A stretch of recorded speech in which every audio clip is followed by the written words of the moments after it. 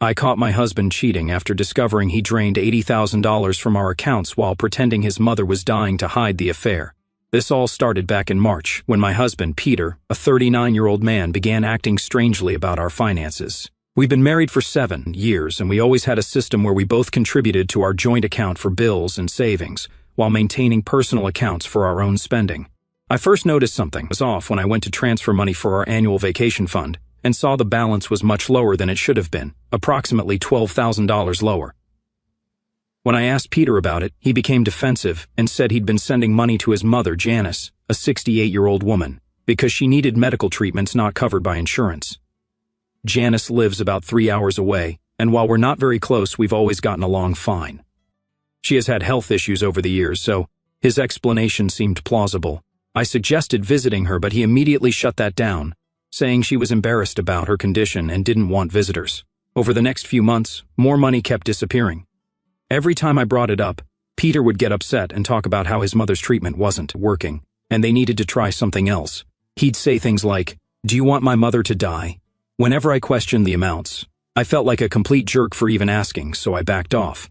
By August, I noticed another $30,000 had been transferred out of our account. This was money we'd been saving for a down payment on a new house. I was starting to get really concerned, so I sat Peter down and asked for details about his mother's condition. He was vague, mentioning specialized treatments and alternative therapies but refusing to provide specifics. That night, while Peter was sleeping, I checked our joint account's transaction history. The transfers were going to an account I didn't recognize, not to Janice. When I confronted him the next morning, he claimed he was sending money to his brother Tobias, who was handling the medical expenses since he lived closer to their mother. This explanation didn't sit right with me. For one, Tobias and Janice have never been close. Additionally, Peter and Tobias barely speak, having had a falling out years ago over family business. The whole thing started to seem suspicious. I decided to investigate further. While Peter was at work, I went through his desk and found statements from a credit card I didn't know existed. He'd maxed it out, accumulating another $18,000 in debt I was unaware of. Most charges were for restaurants, hotels, and expensive gifts from places like Tiffany's. Unless his mother was staying at the Four Seasons and dining at Michelin-starred restaurants while gravely ill, something wasn't adding up. In October, when Peter left his phone unlocked on the counter while showering, I, who never snoops, felt compelled to check it. At this point, nearly $60,000 of our savings was gone, and I needed answers. I opened his messages and saw a conversation with someone saved as KP Work Project. The messages read, "Peter transferred another $5,000 today. Will be in your account by tomorrow. KP Work Project, OMG, thank you, baby. Can't wait to see you Friday. I've got something special planned." Peter responded, "Can't wait. The stupid pig believes everything. Just cry about mom, and she hands over money." KP Work Project replied, "You're so smart, baby. It's why I love you. Your wife is such a doormat. LOL. There were photos, too. KP Work Project was definitely not his mother, unless his mother was a 22-year-old blonde named Kayla, who liked sending lingerie pictures. I scrolled through months of messages. They'd been seeing each other for almost a year. I found exchanges where they mocked me, planned vacations using our money, and discussed being together, once they drained enough from our accounts. There were messages about a condo they were looking at together. Our house money was funding their love nest. I wanted to confront him immediately, but I knew I needed to be strategic. If I accused him outright, he'd likely deny everything, and possibly hide more money. So, I took a different approach. I called Janice. We hadn't spoken in months, but she was happy to hear from me. I casually asked how she was feeling, and she said she was doing great, having just returned from a cruise with friends. When I mentioned medical treatments, she was confused, saying she hadn't been sick. That's when I devised my plan. I told Janice I wanted to surprise Peter for our anniversary, a small lie, and asked if she'd come stay with us for the weekend.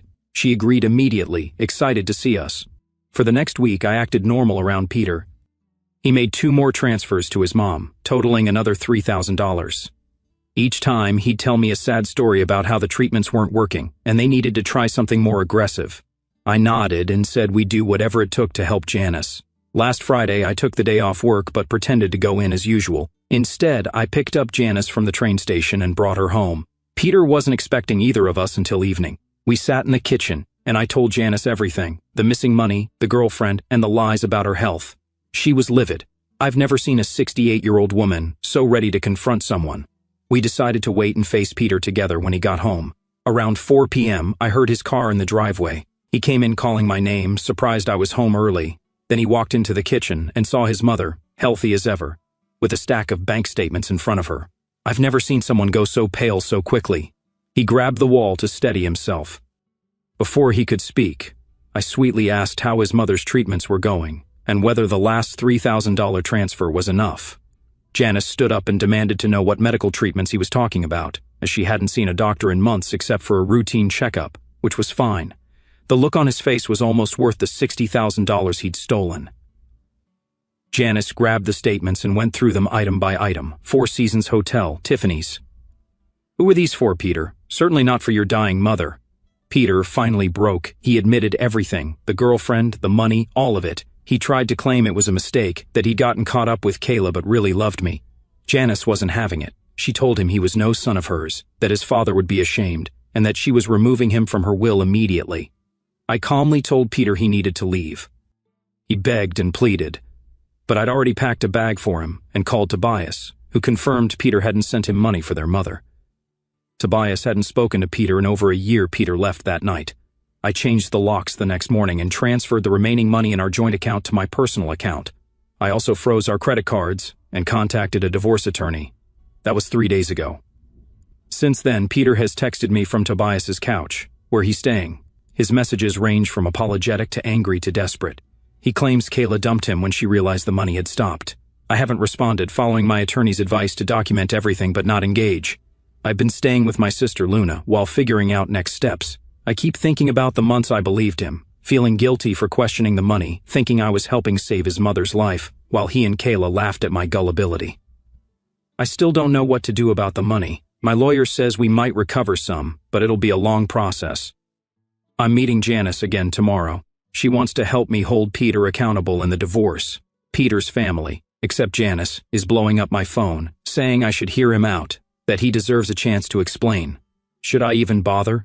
Is there any explanation that could make this better?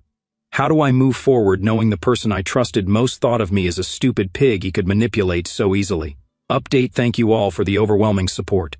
Many asked what Janice said when she learned Peter used her illness as a cover for his affair.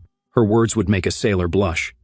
I've never seen someone so furious. She's been calling me daily and promised to testify in the divorce if needed. She apologized, feeling responsible for raising such a son. I've been collecting evidence with my lawyer, and things are about to get interesting. First update: much has happened since I confronted Peter with his very much alive mother. For those asking about Janice, she's a force. The day after the confrontation, we met for lunch. She brought a folder with every birthday card, Christmas gift, and family photo of Peter she could find.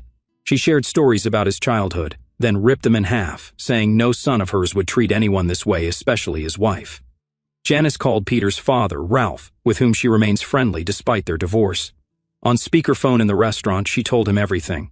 Ralph was shocked and didn't defend Peter. He asked for my lawyer's information to provide documentation for the divorce.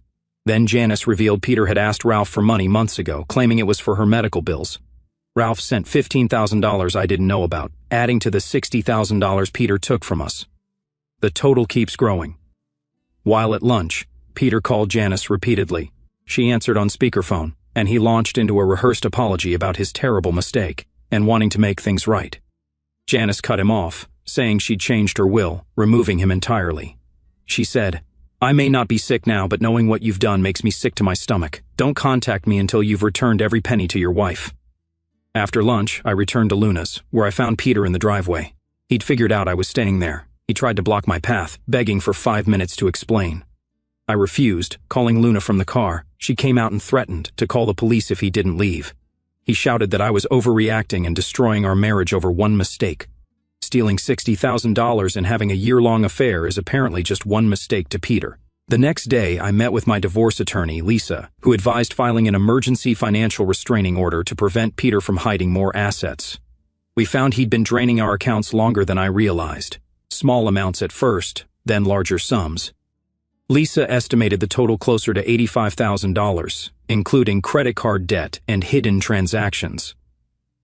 She also advised checking my credit report. Peter had opened 2 credit cards in my name, maxed out with charges to hotels, restaurants, and online retailers.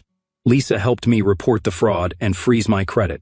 3 days after the confrontation, I returned to our house with Luna for support. The place was in disarray. Peter had clearly returned, looking for something. My jewelry box was empty, the house deed from our safe was gone, along with other documents and my passport. I called the police to report the break-in and theft. They mentioned a prior call from Peter claiming I'd illegally locked him out. They told him it was a civil matter since we were married. I filed a report for the stolen items, providing digital copies of the deed and marriage certificate. The police warned recovering the items might be difficult without proof Peter took them. While cleaning, Peter's sister Rosalind showed up, lecturing me about marriage being for better or worse and urging forgiveness. I reminded her Peter didn't prioritize family when stealing from me and mocking me to his girlfriend, or when he used his mother's fake illness to scam his father. That silenced her. She left, warning that Peter was in a bad place and I should be careful. That night, Kayla messaged me on Instagram, saying she never meant to hurt anyone and that Peter told her we were separated. She claimed she only learned we were together a month ago but was already in love with him. She sent screenshots of Peter saying our marriage was over, except for paperwork. The screenshots revealed Peter took Kayla to my family's mountain cabin, drinking my grandparents' vintage wine. He told her they'd upgrade it after our divorce. I forwarded everything to Lisa, who advised against contacting Kayla, noting she might be protecting herself from an alienation of affection lawsuit. The next morning, Luna and I drove to the cabin. It was a mess. Empty wine bottles, dirty sheets, food rotting. I found women's clothing and a notebook with renovation plans for my family's cabin, including contractor estimates and a timeline. I changed the locks, installed a security camera, and inventoried missing items, including my grandfather's fishing gear and grandmother's jewelry, worth about $5,000, sentimentally priceless. Peter called Luna's phone, demanding to know where I was. When she said we were at the cabin, he raged, claiming I had no right to change the locks on his cabin. Luna reminded him it was my family's property. He hung up. 20 minutes later, his car pulled up. We locked the doors and closed the blinds. Peter pounded on the door, then tried his key and circled the cabin. I called the sheriff, who arrived and spoke to Peter. I showed the deed, proving it was my family's property. The sheriff advised filing a protective order, noting Peter's fixation on the cabin. We stayed that night, with a deputy checking periodically. In the morning, Peter's car was parked down the road. The sheriff escorted him away, warning of trespassing charges. Back in town, I filed for a protective order. While at the courthouse, I received an email from Peter's work email with a storage unit key photo, and I know everything. My dad has a storage unit for family heirlooms. Peter had been there once and must have found my spare key. My stepmom said someone accessed the unit and the lock was changed.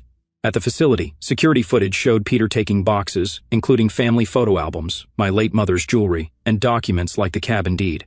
The police said pursuing theft charges might be hard, since Peter had access to the key as my husband. That night, Peter emailed, "We need to talk about what happens next. Meet me tomorrow or I start selling things," with a photo of my mother's engagement ring. I forwarded it to Lisa and the police, who advised against meeting alone, but offered a secure meeting at her office. I'm writing this from a hotel Peter doesn't know about, having moved essentials and told only Luna and my parents the protective order hearing is tomorrow, and Lisa thinks we have a strong case given Peter's escalating behavior.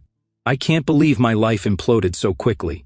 3 weeks ago, I thought I had a stable marriage. Now I'm hiding while my husband ransacks my family's possessions and tries to extort me with my mother's jewelry. Second update, the protective order hearing was Wednesday morning. I arrived with Lisa an hour early. My dad texted that Peter was pacing in the parking lot. Lisa notified court security, who monitored him. Peter entered with a slick-looking lawyer staring at me with anger and feigned remorse. His lawyer tried to negotiate, but Lisa refused. In court, I detailed the financial theft, break-ins, and threatening emails. The judge asked about physical violence. I noted Peter's erratic and intimidating behavior. His lawyer portrayed him as a devoted husband who made one mistake, claiming Peter went to the cabin for maintenance and took storage unit items as marital property. Peter apologized for his lapse in judgment with Kayla, claiming he'd broken it off and returned most of the money. I showed the judge screenshots of him calling me a stupid pig and bank statements proving no money was returned. The judge granted a 90-day protective order barring Peter from contacting me except through lawyers and staying 100 yards from me, my workplace, Luna's house, and my parents' home. He ordered Peter to return stolen items within 48 hours. That night, Kayla DM'd me, saying Peter was harassing her since their breakup, showing up at her apartment and workplace. She wanted to meet, claiming important information. In person, she seemed young and nervous, not the glamorous homewrecker from her photos.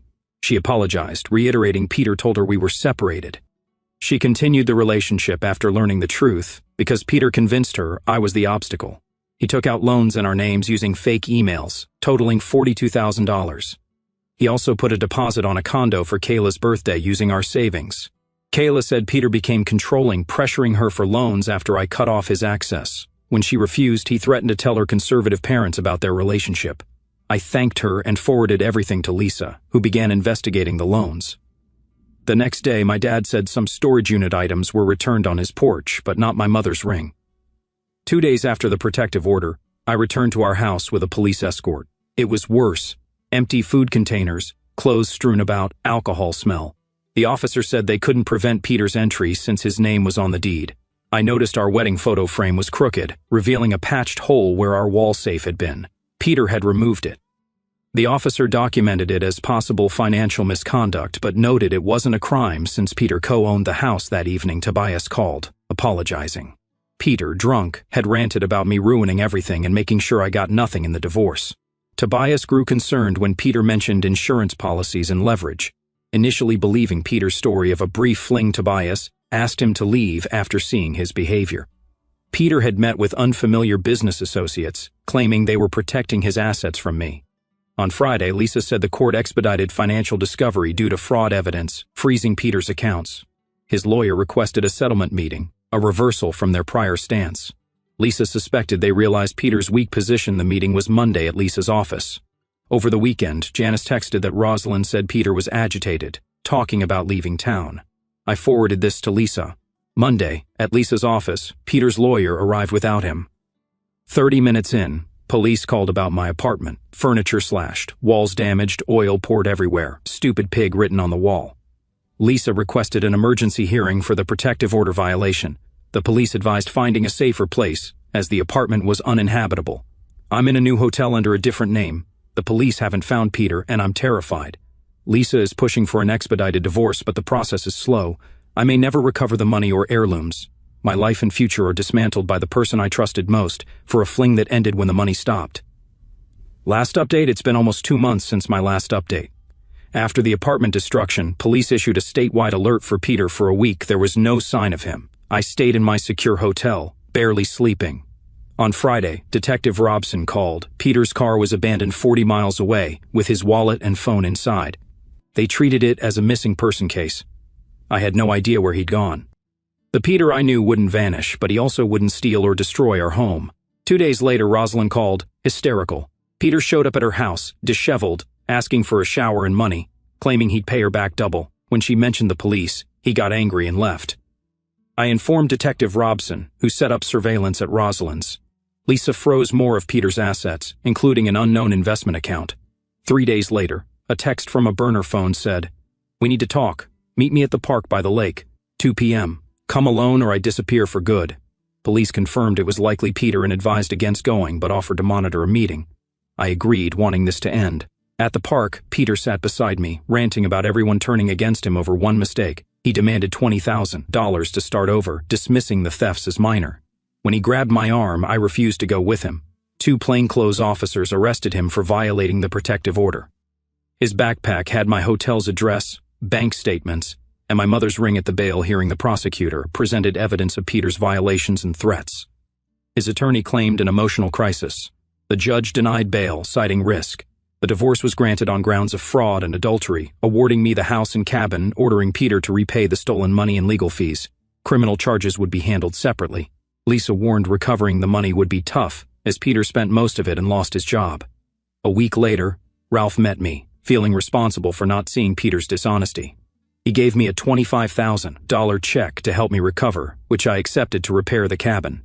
Peter took a plea deal, 18 months in jail, psychiatric evaluation, 5 years probation, and restitution. I've had no contact with Kayla. I sold the house, moved to a new apartment, and am rebuilding.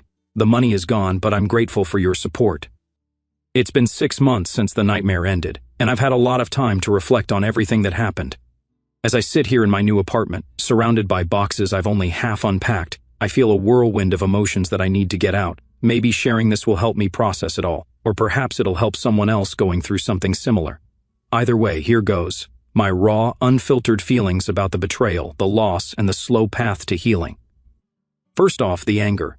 Oh, the anger is still there, simmering like a pot that's been left on the stove too long. When I think about Peter, my husband of 7 years, the man I built a life with, using his own mother's supposed illness as a cover for his affair, it makes my blood boil. How could someone be so callous? He didn't just cheat, he manipulated me emotionally, making me feel guilty for questioning him. "Do you want my mother to die?" he'd say, and I'd back down, feeling like the villain. Now, knowing it was all a lie, that Janice was healthy and cruising with friends while he funneled our savings to Kayla, I want to scream. That money was our future, our dream house, our vacations, our security. He stole it all for hotels, jewelry, and a condo deposit for his side piece. The audacity. And the texts, calling me a stupid pig and a doormat. Those words haunt me. They cut deeper than any physical wound, because they reveal how little he respected me. I was just a means to an end, a bank account to drain. The anger flares up at random times, when I see a couple holding hands, or when I balance my checkbook and see the holes he left. Sometimes I punch a pillow or go for a run to burn it off, but it's always there, a fire that refuses to die out completely. But anger isn't the only emotion. There's profound sadness, a deep ache that sneaks up on me in quiet moments. I mourn the marriage I thought I had, the one where we laughed over dinner, planned trips, and supported each other's dreams. Peter was my partner, my confidant, or so I believed. Now, looking back, I see the cracks I ignored, his defensiveness about finances, the vague explanations, the late nights at work. I feel sad for the woman I was, so trusting and naive. I gave him everything, my heart, my loyalty, my future. And he threw it away for a 22-year-old who dumped him when the money ran dry. The sadness hits hardest at night, when I'm alone in bed, staring at the ceiling. I wonder what I did wrong, even though logically I know it wasn't my fault. Betrayal like this shakes your self-worth to the core. Why wasn't I enough? Was I too boring, too predictable? These questions loop in my mind, bringing tears that I try to wipe away quickly. And the loss of trust, not just in Peter, but in people in general. How do I ever open up again? The thought of dating terrifies me. What if the next person is just as deceptive? I've lost friends too, or at least distanced myself from mutual ones who took his side or stayed neutral. The sadness is like a heavy blanket, suffocating at times, but I've learned to let it come and go, to cry when I need to. Then there's the fear. God, the fear was overwhelming during those weeks when Peter was escalating, breaking into the house, ransacking the cabin, stealing from the storage unit, and destroying my apartment. Writing "stupid pig" on the wall? That was a low blow, a direct echo of his cruel texts. I felt hunted, like prey in my own life.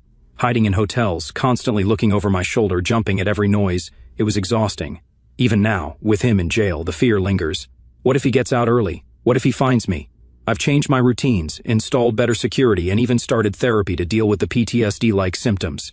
Nightmares where he shows up at my door, or worse, where I forgive him and everything starts over. The protective order helped, but it's just a piece of paper. The fear made me question my safety, my independence. But it's also made me stronger. I've learned self-defense, and I'm more vigilant. Still, it's a shadow that follows me, reminding me how quickly life can turn dangerous. Amid all this negativity, there's relief. Sweet, blessed relief. When the judge granted the divorce, awarded me the properties, and sent Peter to jail, it felt like a weight lifted. No more looking over my shoulder, no more wondering if he'd show up. Kayla's revelations about the additional loans and the condo were the final nails in his coffin, proving his deceit beyond doubt. And Janice, bless her fiery spirit, standing by me, ripping up those photos, changing her will. Her support, along with Ralph's check and Tobias's honesty, showed me that not all of Peter's family was toxic. The relief came in waves, when the police arrested him at the park, when bail was denied, when the plea deal was signed. I could breathe again. Selling the house was liberating. It was tainted with memories of his lies. My new apartment is small but mine, filled with plants, books, and no reminders of him. The relief allows space for healing, for small joys like coffee with Luna, or a walk in the park without fear. Guilt is another emotion that creeps in unexpectedly. Not for Peter, he doesn't deserve it, but for myself. Why didn't I see the signs sooner? The low balances, the defensiveness, the secret credit cards. I feel guilty for backing off when he played the mom's dying card, for not snooping earlier. And for involving his family, though they chose sides, I sometimes wonder if I escalated too quickly. But therapy helps me reframe this. Guilt is misplaced. I was the victim. Peter manipulated me masterfully, using my empathy against me. Forgiving myself is ongoing, but it's crucial for moving forward. Betrayal has layers, and beneath them is humiliation, being mocked in those texts, laughed at while I worried about Janice, Kayla knowing intimate details about our life, using my family's cabin as their love nest. It made me feel small, foolish. Publicly, too. The divorce proceedings, police reports, family knowing. But sharing my story here has helped. The support from strangers validates that I'm not the idiot he painted me as. Humiliation fades as I reclaim my narrative. Finally, there's hope. Fragile but growing. 6 months out, I'm rebuilding. Therapy unpacks the trauma, friends like Luna provide laughter, work offers purpose. I've started hobbies, painting, yoga, volunteering. The money loss stings, 85,000 plus loans, but I'm budgeting, side hustling. Ralph's 25,000 helped repair the cabin, now a sanctuary. I'm not ready to date, but I imagine a future with someone honest, kind. Janice calls weekly, we've bonded over this. Hope whispers that this isn't the end, it's a new beginning. I've survived betrayal, theft, fear. I'm resilient. The emotions ebb and flow, but each day, I feel more like myself. To anyone reading, if you're in this hell, hold on. Healing comes. One feeling at a time.